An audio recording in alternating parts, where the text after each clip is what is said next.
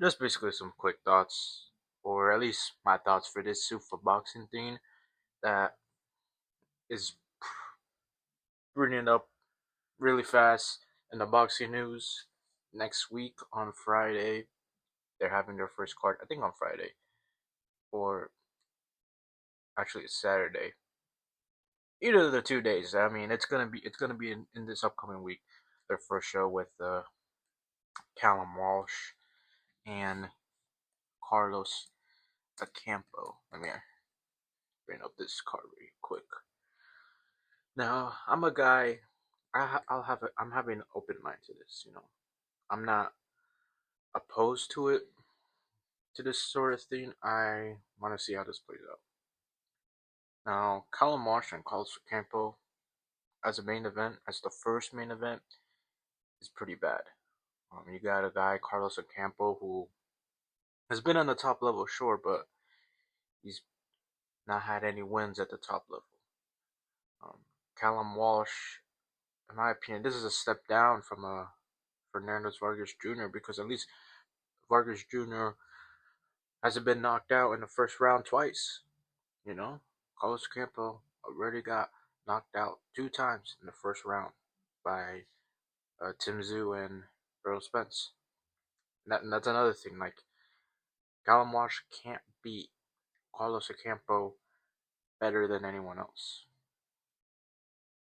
The only thing he could do is just replicate what 2 other people already did.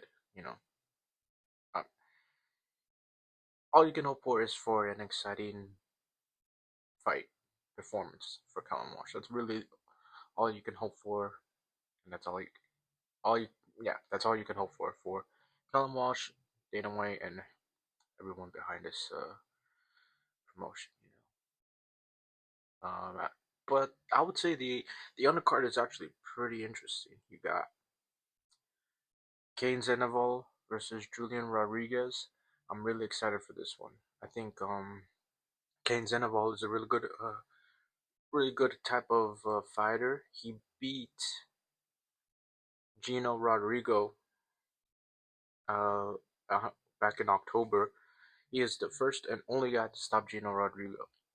Trust me, this guy, Kane Sandoval, watch out for him. And he's facing Julian Rodriguez, which the last time we saw him, he knocked out Evanius Griffin in that Jake Paul, Julio Cesar Chavez undercard, which was a upset. I think he was like a plus 400 underdog or something. So this fight's gonna be really good. This fight's gonna be really good. They got guys like Floyd Diaz, Cashflow Floyd Diaz, who was a part of Top Rank, but I guess he was in the dark because he hasn't fought since 2024. Since 2024, it's been over a year. He hasn't had a fight. He's been in limbo, but he's back now. He had like a bit of hype, but again, his career was, I guess, halted. Couldn't get any opponents. I don't know if Top Rank obviously Top Rank dropped him because he's part of Zuffa boxing now. But he's he's out with Zuffa. He's back in the fold. He's fighting a guy Guillermo 13-2. By the way, all these fights in this card are like pretty well matched, I would say. Besides Callum Marsh and Carlos Ocampo, all these guys they're like undefeated versus undefeated, or undefeated versus a guy with 1 loss, or undefeated with a guy with 2 losses, but nothing more than that. Just based off records, it's an even or it's a well matched type of card. They also got Troy Nash, Robert Meerweather. So it's a good card. Good card. Good competitive fights. I'm sure it will be nice. I'm sure it will be nice. I have an open mind to it. Um, I just hope that they give the boxing side of things as much promotion as they can. I don't want like Dana White to just throw this to the bin if this doesn't make as much attention as they think it is. Um, the other news will be like Jaya Bataya signing with Zuffa Boxing. I mean, it's interesting. Let's see. Let's see.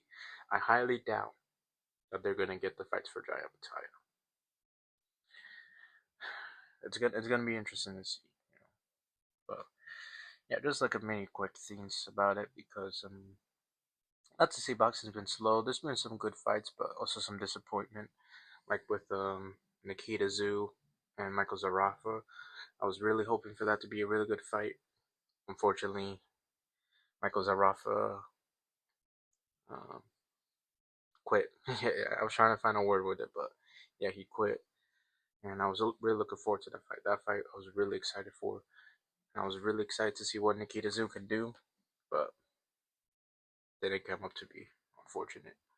The Golden Boy card was pretty good with Uchi Flores and Jorge Chavez. That was a really good fight with Jorge Chavez winning by a decision. Really good fight, and Raul Curiel won a fight against Jordan. I forgot his name. Jordan something. He was like last minute opponent, which he ended up being pretty tough. But again, it was a last minute opponent, and it was a fight at pretty much at welterweight. It was at 158-pound catchweight. So fair enough on Raul Curiel to accept an opponent, a bigger opponent in the last minute, and a tougher guy. So fair enough on them. Um, Anything else? I mean, I watched Magic Man Ricardo Salas win by stoppage. Good for him. Good for him. Hopefully, he gets a title shot in the welterweight division soon. Just going off the top of my head of the stuff I've seen this week. Pretty much it for now. Next week is what is next week? Well, next week is this Zuffa boxing card, and it is Friday, by the way. But I'm pretty sure there's other fights next week. Check.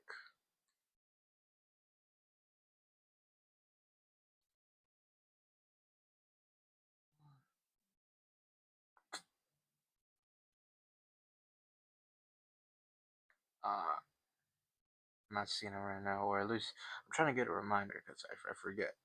Forget. Oh yeah, Raymond Malachi and Andy Cruz. Okay, I think Murataya will win. I don't. I think Andy Cruz. Now I don't rate Murataya, and anyways, I think he's a bit overrated. But I think Andy Cruz is also overrated, and I don't think Andy Cruz can. I mean, he's skilled, but he's too small for the weight. He should be at 130. Raymond Malachi, he's nothing is like amazing about him, but he's like a good in every single department. Good jab. He has decent footwork. He has good power. Andy Cruz is definitely more talented than him, but he's just too small, and I don't think Andy Cruz also has the chin for it. So I'm low-key picking Raymond Martaya on that. So yeah, I think Raymond Martaya is gonna win and keep his IBF lightweight title. But that's gonna be a really interesting card. Let me check what else. What else is happening over the week?